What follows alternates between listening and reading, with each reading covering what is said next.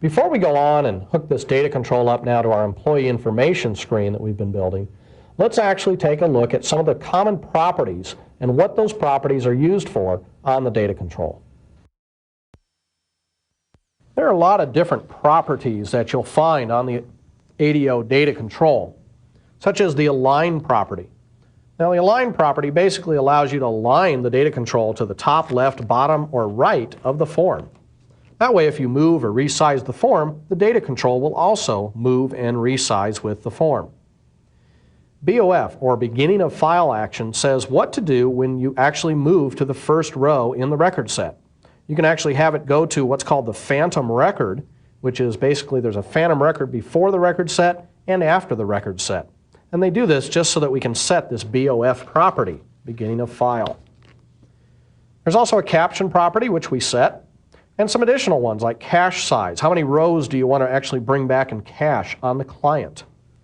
The command type, remember that was, we set it to table type, that we wanted to select a table. And a connection string, that is, what is the connection we need to get to the database? You either use an ODBC data source or we use a provider string.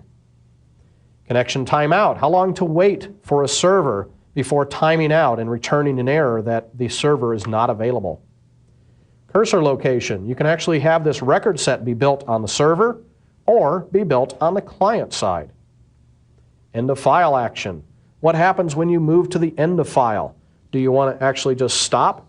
Do you want to go to the phantom record, or do you want to throw the user into an add new mode? If you go into add new mode, the user can just enter a new record right there. The mode property basically specifies what mode to open the data source, such as read-only or exclusive use. And this will vary based on which type of data source you're opening.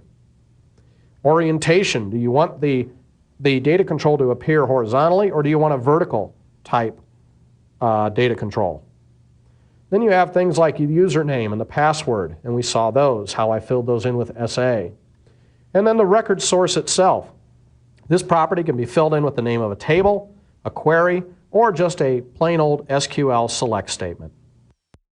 Now that we've seen the most common properties for the ADO data control, let's take a look at hooking up the employee information screen to the employee table in our employee database. So here is our normal employee screen that we've been building. And what I've done is I've now placed a data control on this. And I've gone ahead and set up the appropriate properties, just like we did a minute ago. Now I have used the Access database, and then I have set the record source to a SQL statement this time. So instead of using the table type, I actually chose unknown, or I could have chose text. Either one works. In this case, I just simply wrote a very simple select statement, select asterisk from TBL employees. So for this data control now, if we go over and we look at the properties window, you can see I have the BOF action set to move first. When they click on the beginning of file, or if they click on the previous button, you could hit beginning of file, so just keep it at the first record. Otherwise, you can actually have it to go to that phantom record like we talked about.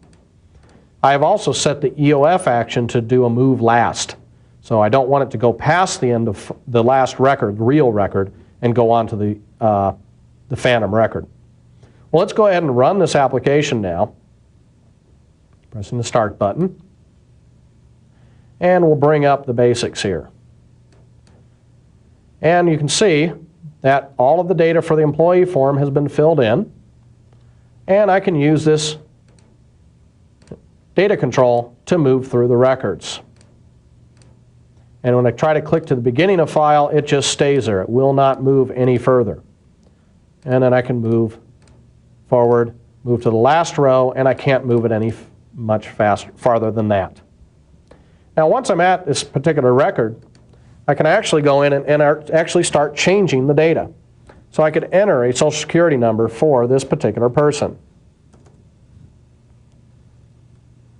And I could enter a birth date for this person also. Now, to actually save those changes, all I have to do is go down to the data control and move off of this record. If I now move back to that record, you'll see that indeed the changes have been written out to the table. If we were to go into Access, you would see these changes now for that particular record. So retrieving data and getting data right out of the database and modifying the data is very simple to do. You just hook up the data control just like we showed you in the last sample. Let's go ahead and shut this down. And let's go back to design mode now. Now the next thing that we want to do is for this particular form, move over this way. Let's go down here to the data control again, which I need to bring it into focus here. And on this data control, what I'm going to do is we're going to set now, if we come over to the properties window, we're going to go ahead and set the EOF action property to add new. This is how we can add a new record on. So again, we run this application, and we select the basics here, and it pops this big screen up. Let's go ahead and go down to the data control now, move to the last row, and then we'll click on the Move Next button. And when we do that, you'll notice that all the fields have been cleared out up here. Well, that means that I can now start filling in new information, a new record. Whatever, zip code, home phone, social security number, birth date, salary. And now again, choose male or female, whatever. Okay, all these different options you can set.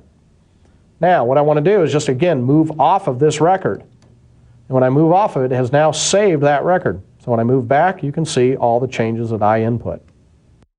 So with no coding whatsoever, you can actually retrieve information from a database, edit that information, and add new records. Well, let's go on and show you some of the other data-aware controls. I mean, so far, all we've done is looked at text boxes. But you can actually program a lot of the other ones, such as checkboxes. And then there's other data-aware controls that you can bring into the project, such as a data-aware combo box, so we can have the state field actually hooked up to the data control as well. To start out, let's go ahead and select from Project Components.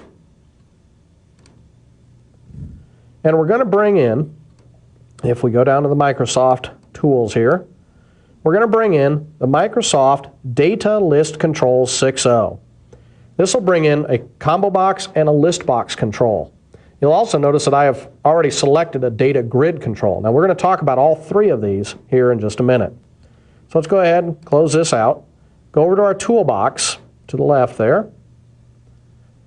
And you'll find the data control here, and then below it you're going to find the data grid, the data list, and the data combo. Now what I've done on this sample is I have actually replaced the old combo box with this data combo box. This is called the data combo. Now what I need to do to use this is, first off, I'm going to go ahead and just close the toolbox. On this data control here, this data combo box, I have created another data control on this particular form.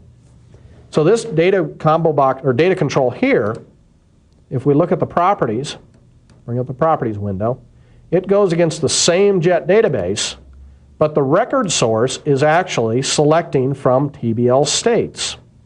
So the TBL states table is the one that we're now going to use for this data source. What I've done with this DAT states data control